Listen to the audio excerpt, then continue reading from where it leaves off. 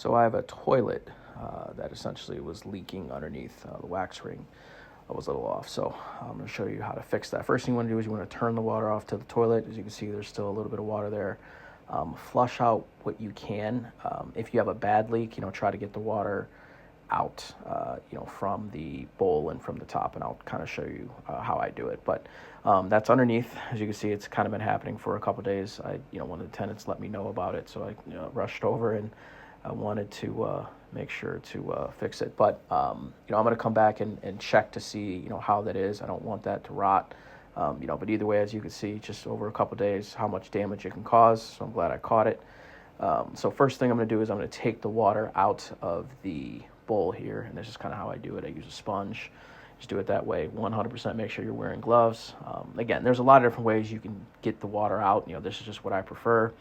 Next thing you want to do is you want to unloosen the bolts on both sides. So I'm showing you kind of the bolts on both sides. So just unloosen those. Once you unloosen those, your toilet's gonna, your toilet's essentially gonna come off. You're gonna have to lift it up and come off. But you see how loose that kind of bolt is? You don't really want that. And I'll show you, how to kind of make sure you secure it so you don't have it loose like that. This actually, I'm showing you this. This was the other side. This is, essentially just how much, it was in, and that's how much play that was, that bolt had. So that's why that toilet was moving around. So, here's with the toilet off. That's the wax ring and, some other fun stuff in there. So make sure you get, that cleaned up as best as you can. And I'm kind of showing you, I'm checking the flange here. You want to make sure that flange is not loose. If that flange is loose, you're definitely going to want to secure that to the ground, just because you want that flange to be, very secure to the ground. So I'm showing you two different. One side is pretty secure, the other one isn't. So that side is not secured, right? Kind of showing you how you have play. And this side is, so what I always do, I always put a bolt on there just to make sure that side does not move, just because you'll literally keep having the same problem over and over. So make sure you get a bolt, and I'll kind of show you what I do. So yeah, you just want to fit that wax ring, right there. Then you want to put your toilet back on. There's tons of ways you can do it.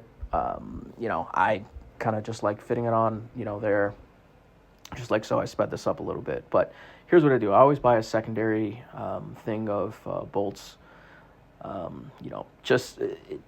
Again, I have the first bolt, on there, and then this is where my secondary bolt goes. I put my, for the second bolt, that's essentially what I do is I, lock that in there just so it's really, really secure, just so I don't have movement, with that toilet, totally up to you, but, movement with the toilet obviously is never good. So, I got both those bolts on there. I turn the water back on. And it's pretty, simple, obviously, to turn the water on. But your shutoff may look a little different, but for the most part, that's all you want to do.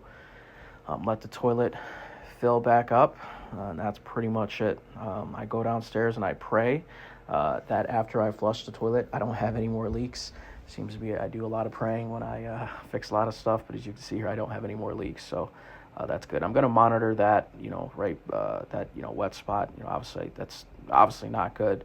And I'll probably have to change out that wood there, but that is pretty much it. Thanks for watching. Make sure you like and subscribe.